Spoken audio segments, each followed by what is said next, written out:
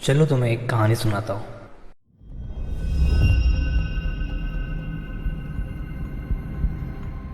और हर बार की तरह शुरू से शुरू करते हैं। तो हमारी स्टोरी के मेन कैरेक्टर का नाम है अमित। अमित एक जूनियर इंजीनियर है और 2022 में उन्हें झांसी के एक पुराने रेलवे कॉलोनी में पोस्टिंग मिली थी। रेलवे कॉलोनीज़ का भी अपना एक अलग चार्म होता है। पुराने क्वार्टर्स, रूम्स, कॉलोनी के बीच एक छोटा मंदिर और रात को स्टेशन की तरफ से आती ट्रेन की सीटियाँ। तो अमित को जो क्वार्टर मिला वो कॉलोनी के बिल्कुल कोने पर था, क्वार्टर नंबर 30।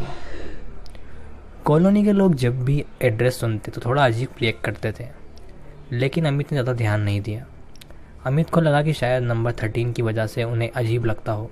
तो पहले कुछ दिन अमित के बिल्कुल नॉर्मल गुजरे। अमित ऑफिस से थक कर घर आता, कॉलोनी के बच्चों को क्रिकेट खेलते हुए देखता और रात को स्टेशन के पास गुजरती ट्रेन की आवाज़ सुनता और सो जाता। ऐसे ही उनकी ज़िंदगी आराम से कट रही थी। लेकिन एक रात की बात है, शाम को बिजली चली गई थी। तो अमित जल्दी डिनर करके बाहर चारपाई डाल के सो गया। रात के लगभग 1:30 बजे उनकी नींद खुली एक आवाज़ से, जो थी खट खट की आवाज़, जैसे कोई टिकट पंच कर रहा हो। पहले अमित को लगा कि ये सपना होगा, लेकिन आवाज़ बार बार आ रही थी। उन्होंने आँख खुलकर देखा। स्टेशन के कोने में एक आदमी खड़ा था, पुरानी यूनिफॉर्म में, हाथ में एक पंचर मशीन जो रेलवे टीटीसी यूज़ करते हैं। उसका चेहरा अंधेरे में धुंधला था, लेकिन उसकी टोपी पुरानी रेलवे वाली लग रही थी। अमित को लगा शायद कोई कॉलोनी का पुराना गार्ड मस्ती कर रहा है। तो उन्होंने ज़ोर से आवाज़ लगाई, कौन है वहाँ? कॉलोनी के अंदर ऐसे मत घुसो। जैसे ही उन्होंने उसकी तरफ टॉर्च मारी, वहाँ कोई था ही नहीं, बस ज़मीन पर टिकट के छोटे छोटे टुकड़े बिखरे हुए थे। अमित को कुछ समझ नहीं आया, लेकिन उन्हें लगा कि शायद ऐसे ही कोई नॉर्मल बात है, तो उन्होंने इसे इग्नोर कर दिया। अगली सुबह कॉलोनी के अंकल से बात हुई, तो उन्होंने कैजुअल टोन में बोला कि अरे बेटा, तुमने भी देख लिया उसे, कोई नया नहीं है। हर नए आदमी को पहले दिन या दूसरे दिन ज़रूर दिखता है। अमित थोड़े शौक में आ गए एंड वो सोचने लगे कि अंकल को कैसे पता कि मैंने कल रात क्या देखा। तो उन्होंने एक अंकल से पूछा, कौन दिखता है अंकल? उन्होंने बस मुस्कुरा कर बोला, टिकट कलेक्टर।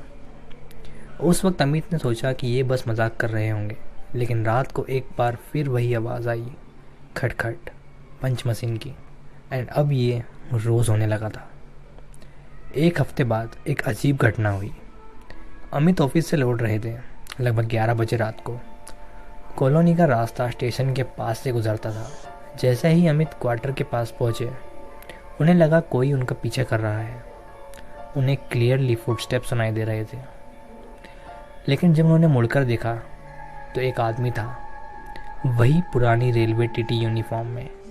उसके हाथ में एक बंडल टिकट्स थे एंड उसने सीधा उनकी तरफ देखा और कहा, टिकट दिखाइए। वो थोड़ी देर के लिए जम गए थे, लेकिन उन्होंने कहा कि मेरे पास टिकट कहाँ से आएगा, मैं ट्रेन में नहीं हूँ। वो आदमी धीरे से मुस्कुराया और बोला, सभी लोग सफ़र पर होते हैं, किसी का घर, किसी की ज़िंदगी और किसी की मौत।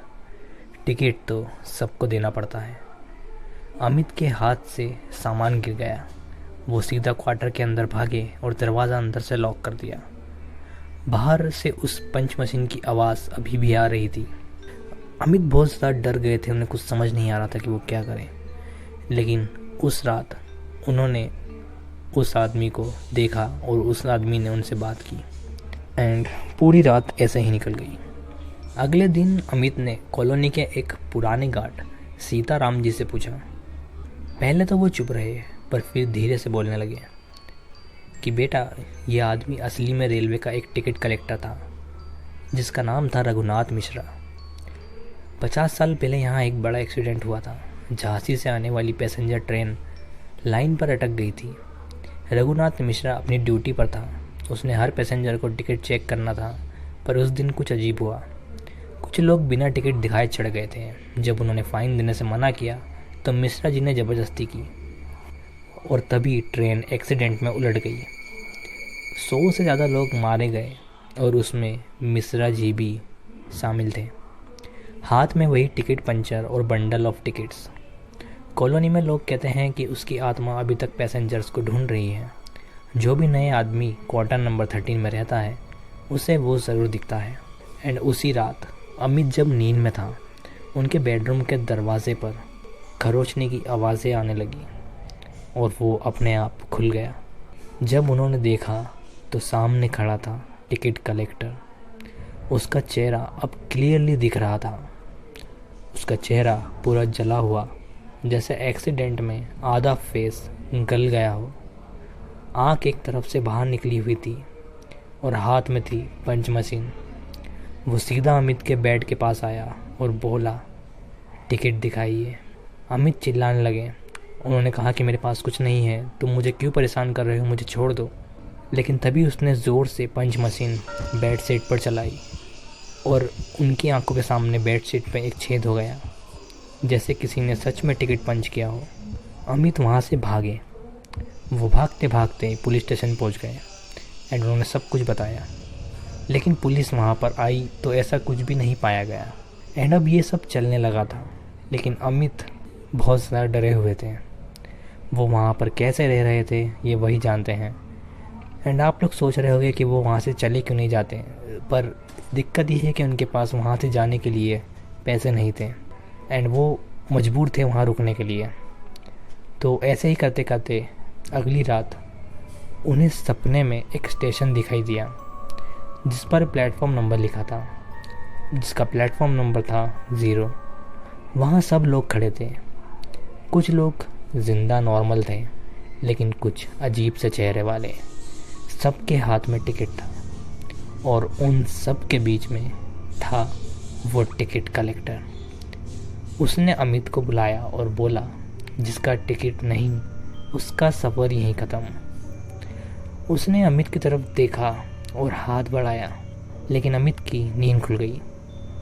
सुबह देखा तो उनके तकिए के पास एक पुराना ट्रेन का टिकट पड़ा था जिस पर लिखा था single journey destination unknown. And इतना सब हो जाने के बाद अमित ने फाइनली वो स्टेशन छोड़ दिया। अब वो वापस से बॉम्बे में रहने आ गए हैं, पर अभी भी उन्हें ये सब चीज़ें ट्रॉमा दे जाती है। तो ये थी आज की स्टोरी। अगर स्टोरी ज़रा से भी पसंद आई हो तो वीडियो को लाइक करना, और अगर आप यहाँ तक आ गए हो तो दिल से धन्यवाद भाई वीडियो देखने के लिए पूरी। एंड चैनल को सब्सक्राइब करे बिना तो जाना ही मत। एंड कमेंट करके अपनी स्टोरी आप शेयर कर सकते हैं या आप बता सकते हैं आपकी वीडियो कैसी लगी, या फिर कोई अच्छी इम्प्रूवमेंट कर सकता हूँ तो वो बता देना। मिलते हैं नेक्स्ट वीडियो में, तब तक के लिए बाय बाय।